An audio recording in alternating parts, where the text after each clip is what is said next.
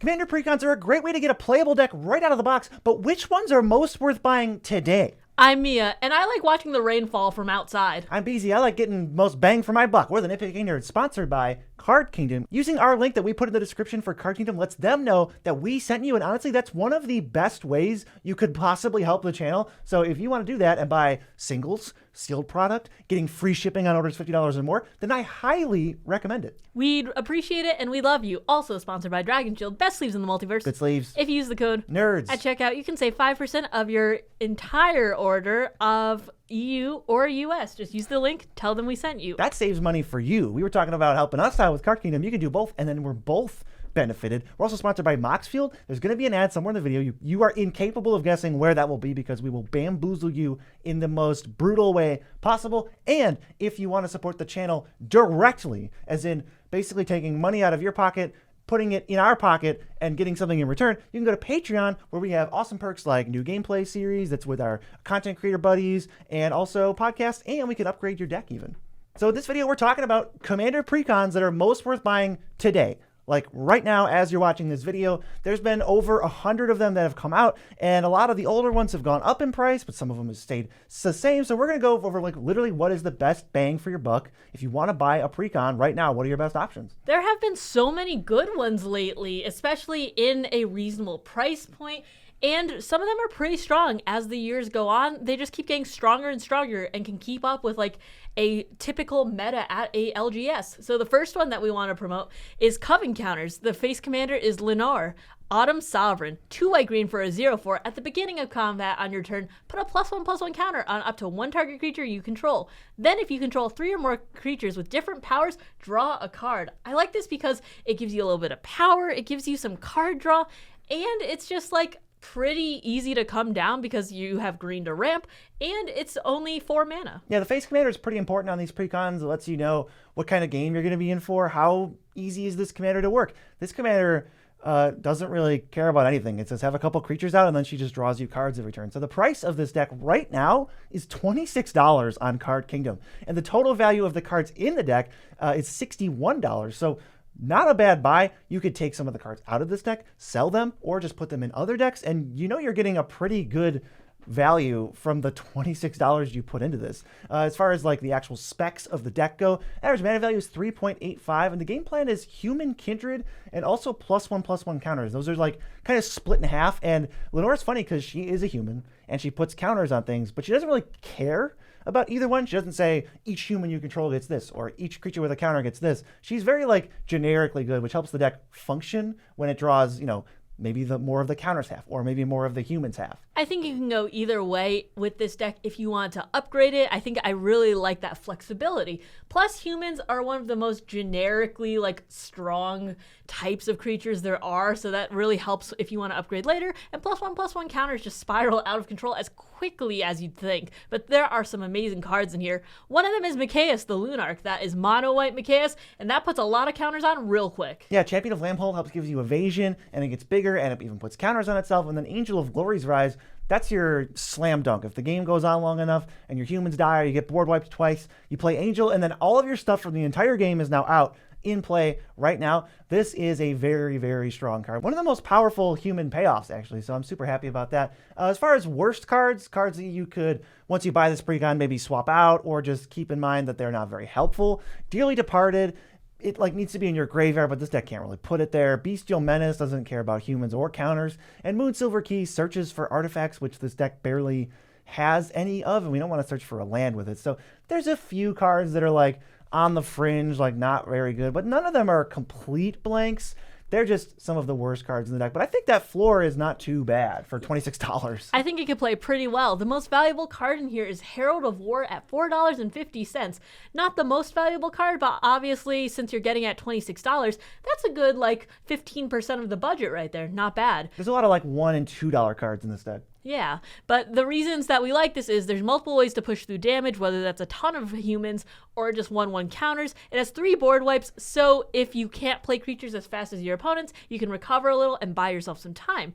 And this is just such a cheap precon. This is less than I think any other precon we've really seen for Commander, so this is a really good bang for your buck. Yeah, when they started making these, there was pairs of precons with a lot of expansions. Those were pretty rock solid, and they weren't mega expensive. So this is definitely a good one for anybody who's new to the game, or if you want to get it as a present, or if you're just trying to build a deck and have it be playable out of a box and without going through all the headache of building your own thing. Whatever reason you want to buy a precon, this has got to be one of the best ones. But as far as best ones go, we've still got 4 more to get to. We got Grave Danger. The face commander is Gisa and Geralf, and they are 2 blue-black for a 4/4 human, ETB, mill 4, and once during each of your turns, you can cast a zombie creature spell from your graveyard. This was part of the 5 starter decks, which I don't remember exactly the price they debuted at. It was either $20 or $25. However, this deck is still $25 today, so it hasn't really inflated at all, and I think that's because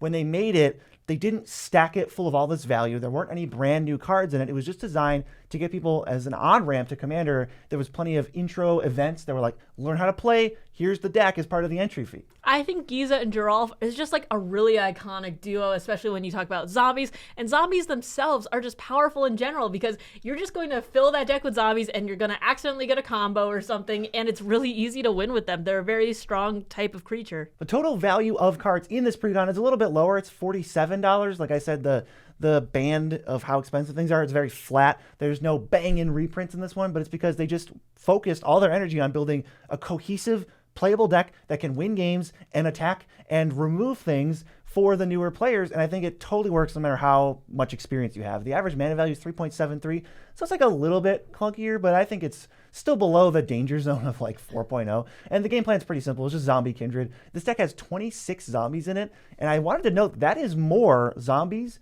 than the Undead Unleashed precon, which a lot of people herald as one of the best ones. It is not one of the ones we recommend buying because I think it's $90 right now. Some of those precons love to jump up. A lot of the old ones have jumped up, but this has more zombies than that deck, and that deck was heralded as pretty awesome. But there are some amazing cards in here. One of them is Grey Merchant of Asphodel. Gary, as we know, he's just basically an instant win con with zombies especially, but black in general. I mean, that's huge for this, starter precon. You have a non-combat way that if your board gets big enough to just end the game, and there's so much recursion in this deck. We also have Necrotic Hex, which is just a solid board wipe. It creates a ton of zombies. You're in zombies. It can be one-sided if you have a lot of disposable dudes, and Zombie Apocalypse is one of the best zombie cards ever. I'm glad they have it. I mean, we love a good Zombie Apocalypse here. We want recursion, right? That's just the theme of the deck, zombies coming back to life. So we're gonna do it with Zombie Apocalypse and get every zombie back onto the battlefield. Yeah, some of the worst cards in this deck, honestly, these cards are better than the humans deck that I just talked about. Siphon Flesh, that card's just terrible. But Geralf's Mind Crusher is at least a zombie,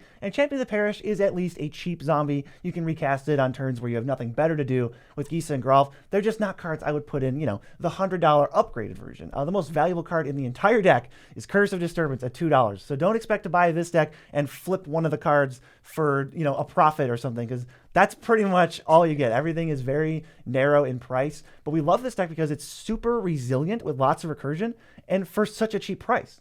Plus, there's a lot of non-combat win cons. There's Gary, for instance, as we talked about, which can also help you sustain because there's so much life that's gained from Gary usually. Lawless Giant will ping your opponents for each thing in your graveyard, and Vengeful Dead really helps close this game out. Yeah, it has 3 potentially one-sided board wipes in the deck, which is that's more than most precons have ever, and the fact that they can also be one-sided, with Necrotic Hex, you sacrificing a lot of stuff that doesn't matter, keeping your best things in play, that's huge. And just $25 for this well-rounded deck, I think it's the perfect package. But let's move on to something a little bit more recent. How about Outlaws at Thunder Junction? Quick Draw has been an amazing precon, and I'm always so stunned to see how powerful Stella Lee Wildcard is. She's the face commander, and for 1 red-blue for a 2/4, whenever you cast your second spell each turn, you exile the top of your library. Until the end of your next turn, you could play that card. And so that's a big window of time. And if you tap her, you can copy target instant or sorcery spell you control, choose new targets for the copy if you'd like, but only if you've cast 3 or more spells this turn. Pretty easy to do in Commander. Especially since when you cast your second spell, she literally gives you a chance to see a third spell right there on top. Stella is actually bonkers, and it's a really, really strong card. And this is one of those precons that you can get. It's $50, by the way, right now if you wanted to buy it. This is one of the precons you can get and put very little into and turn the deck into an absolute nightmare, because Stella Lee goes infinite with a few cards like that gain control of creatures and untap them, or just untap a creature, draw a card. Like it, you can put probably $5 into this deck and have it be this infinite combo machine. Right now, if you spend $50 on it, you're still getting value too, because the total value of the cards is $92. The average mana value is 3.28, which is like pretty reasonable, especially for a double spelling deck. That's low to the ground for a precon. But if you want to upgrade it, you can make it even lower. I think you could get this easily down to like 2 mana AMV. Yeah, this game plan is all about double spelling, spell slinging. It has a lot of the best payoffs really in Commander for spell slinging. It's like the perfect deck. You don't have to add much to this deck. We have Gutter Snipe, so now we have a non-combat way to just sling spells from the privacy of our own board. We don't have to look at what they're doing. We'll just play a bunch of spells and kill them. Niv Mizzet is also a great one. I feel like Niv Mizzet is like the is it icon, right? Because you're going to be drawing cards, dealing damage. You're going to be getting more cheap spells to be drawing cards, dealing damage, copying with Stella, etc., etc. You get the drift. And then casting all these spells makes Volcanic Torrent just amazing. It's like a 5-cent card, but it's so good when you're casting all these spells. It is actually a one-sided board wipe, and I was surprised they put this in a precon, because I've been loving this card since it came out in Commander Legends. Worse cards, though. There is propaganda in here. We don't really need to hunker down when we can just win as fast as possible. Also, propaganda is like $5 right now, right? It's not really a spell slinger card. You could No. probably just flip it, sell it for money, and then buy the other upgrades. Just more expensive than I thought it would be. Wizards also puts Windfall into every precon with blue, and then we just take it right out, because when it's by itself, it's basically just a weird group hug card, and we're blue, so why would we need that? Just stop giving your opponents cards. It doesn't help you more than it helps them. Yeah, there's also Epic Experiment, which is just a little finicky. It's totally fine in the deck. You're just not gonna, it never performs as well as it seems like, so it is a card that can do a lot of work. It's totally fine for the precon level, but when you upgrade it, I would say maybe take it out. The most valuable card in this deck is Veyran, Voice of Duality at $7. That's not bad. There's a lot more cards in this deck that are like 7s, 6s, 5s in that propaganda zone than, versus the Grave Danger deck, which is like every card is between 35 cents and $2. I mean, you're paying more money for it, but you're going to get more value out of it. So if you do want to flip those, it is worth it. But there are a lot of reasons why we love this deck. Stella Lee, I think this is going to be the powerful commander out of this. This is the most memorable commander. I'm going to call it right here. She's super strong by herself. This is, I think, the most powerful commander from any Outlaws of Thunder Junction set. I think maybe Obeka is going to be the most popular, but this one is way stronger. Powerful, yes. Yeah. The deck has tons of the best payoffs for spell slinging already in it, so you don't have to do anything. You could just buy this deck and feel pretty reasonable sitting down to play against whoever. I know that the Lenore deck and the Gisa Geralf deck, they're a little bit less powerful than this deck. So paying the extra $25 to get this one for $50, you're getting a stronger deck. Plus, you're going to be able to get to those spells faster. There's so much card draw and advantage in there. There's at least 18, so that's just amazing. And you're going to be able to double spell and just get to this deck's game plan as quickly as possible, not including the fact that Stella Lee will give you an extra card. How do we know that this deck has 18 card advantage spells? It's because of Moxfield.com. We go to Moxfield.com, we build our deck, we can even just go view this original precon in its untouched state when the Moxfield Wizards of the Coast account and see that, we can count, we can tag, we can sort, and we can see, boom, 18. I love Moxfield because when you look at the original precons, they keep the original printings too. Mm-hmm. So you know exactly how much the deck is worth if you check the bottom, and you could toggle it between TCG Player or Card Kingdom. So you can always get an accurate view of whatever site you want to use. But we're going to jump now to the next precon we think is most worth buying. This is an older one. It's Ruthless Regiment. Jarina Kudrow is the face commander. She's 1 red, black, white for a 3/3. When she enters the battlefield, you get a 1/1 human for each time you've cast her from the command zone. And other humans you control get +2/+0. That's a nice static. This is from the 2020 Ikoria precons. This was the most slept on, underrated precon back then. The price is still $45 today. I saw it in stock on Card Kingdom. You could go buy it. This might be, if I had to buy one of these, it might be this one, but they're all very, very good. The total value of the cards in this deck is $100. I think that this has a lot of value in it because the commander alone, bare minimum, you get a 3/1 when you cast her, and then if you get board wiped a couple times, you can recover because she's going to keep bringing dudes out. The average mana value of this is 3.22, and this is a human kindred deck that focuses on making a lot of humans, and you're going to swing in for the win by buffing them and just creating an unbeatable board state. Humans go real fast. Jarina's buff of +2/+0 is very relevant, and I will add about the average mana value.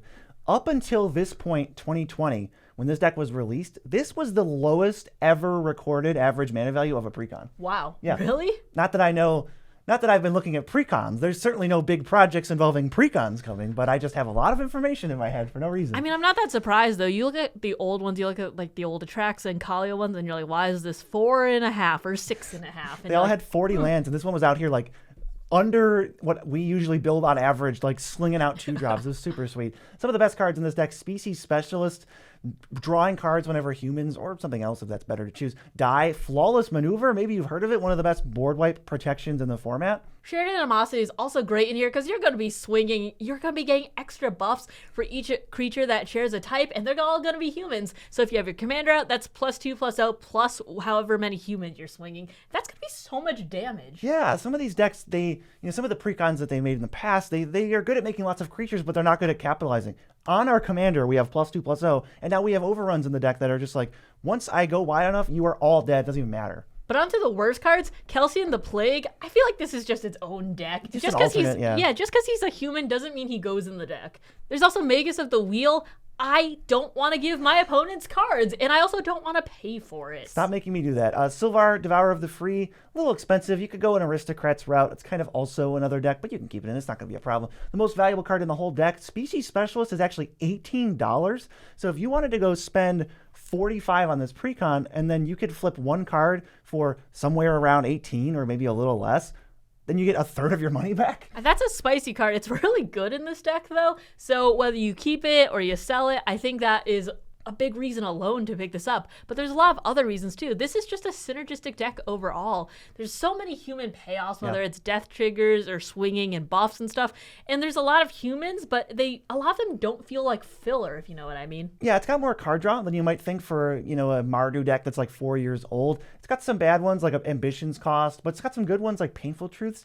And like Ambitions Cost is not a card I ever play, but if it's that or nothing, I'd much rather have that, and it helps the deck function and not just die, as soon as it gets board wiped once. It's fine at best, but this commander also helps you recover. So what if you get board wiped a couple times? You can play more stuff because the average mana value is not bad, and then also your commander makes more guys the more you have to cast her, and they're all 3/1s roughly, like every single time you cast her. So I really do like the fact that it does recover on its own. It's like a 1-card recovery, right? Yeah, the second time you play her, you're getting a 3/3 and 2 3/1s. So you're getting 9 power for 6 mana, and then if you have to pay 8 mana, you're getting 12 power, and it just scales with the game. It's a good rate. It's so nice. But if you're sick of humans, how about spirits? Spirit Squadron was a really great one, and it's not that expensive even today. The face commander is Millicent, Restless Revenant, who I think is the best spirit commander, my opinion at least. 5 white and a blue for a 4/4, but costs 1 less to cast for each spirit you control, and you can make those pretty easily. It flies, and when it or another non-token spirit you control dies or deals combat damage, you create a 1/1 white spirit token with flying. So you're going to be able to make spirits so easily, and I just said spirit 10 billion times. It just fuels itself. When you play it, it's cheaper for your spirits, and then you have spirits when you play it, so when you hit, you make more spirits, and then when most of your spirits die, you get more spirits, which then says, oh, Millicent costs less, I'll just replay it, and it just keeps going. It really does fuel itself, and I think this is like a pretty solid deck. The price is $35 right now, and that's like still really good, but the value of the cards is $63, so almost doubling your money in value alone. The average mana value of this deck is 3.27, and the game plan, if you didn't know, just to get a bunch of spirits in play, buff them, swing for combat damage. Most of them are flying with evasion, so they're going to connect, and you need less pumps and like big finishes because most of the stuff can't block your dudes anyway. There's some Spirit Matters cards, but we'll get into those. Some of the best cards, one of them, Benevolent Offering, a BZ favorite. A BZ classic. You're going to be getting spirits, and you're going to be gaining a ton of life because this deck makes tokens so fast. There's also Rattle Change, which gives your spirits flash, and it can save something right away when it comes down with that 1-turn hexproof. It's just a nice thing to be able to pass all of your mana up on your turn and just go, you don't know what I have. Get a little tricky, too, because all of these creatures have evasion. So if you want to just flash them in and then swing immediately after on someone's end stuff, you're going to be getting more damage in. But if you like casting stuff at flash speed, Donald Herald of Wings is also great in here. Anytime you cast a non-legendary creature with flying, which is like all of your spirits, you're going to be making a 1/1 spirit copy of it too, but only once each turn. But if they have flash, you could get a bunch of spirits just in one pass around. That's pretty good. The worst cards in this deck, they aren't terrible. Kami of the Crescent Moon, I think, is net negative for you as like a group hug type card. Dovin Grand Arbiter, I love this card. It's not very good, but I think it's awesome. And Verity Circle can draw you cards. It depends on what meta you're in. This is sort of to support the Timon Rhoda alternate commanders that you can just take out. This is just, in Verity Circle at least, you're not tapping other people's stuff. I think of Verity Circle as closer to like a Hilda card, you know what I mean? There's a mini Hilda deck in this deck that's like you do with that what you will. If you want to cut that or if you want to play to that strength and switch out the commander, you totally can do that. It's just like Verity Circle's not that great for the make a bunch of spirits game plan. You're in blue too. I think you can find better card draw. For most valuable cards, it is Kami of the Crescent Moon and Arcane Denial. Both are $5, so that's a pretty big chunk of the money that you already spent for this deck. Some of our favorite things about this deck, it's just a straightforward and easy deck to start off with. You just play spirits and you profit, and no matter what order you do things in, Millicent pays you off. So it feels like this is beginner friendly, but this is also just not simple, but I can take this deck, I don't have to look through it to remind myself what's in it. I know what's going on, and it's pretty reliable. It's just spirit makes more spirit, which when it dies, it makes another spirit. It's so self-fueling. It's so nice. It's also very cheap. $35, not bad for a Precon. It's not the cheapest that we have like on the list in general, but for something that's synergistic and that has more like about double the value of the cards in it, that's not bad to pay. Yeah, some people like to start out with like $50, buy a Precon, and then with whatever's left, upgrade it, and you can easily get a lot of mileage out of the extra $15. You can cut some of the stuff like Timon and Rhoda, and you can add some of the other great spirit payoffs. I mean, Droxel Captain's already in this deck, but you can go get better counter spells, find stuff in your trade binder. Like, there's a lot of options. I think so too, because the spirits already have evasion because they fly for the most part. So if you can just buff those or something, or just get a lot of value of having more spirits, you can get somewhere with this deck. Yeah, and if you like Precons and you're just worried about what are the best Precons regardless of price, we have a list of the best ones ever right here.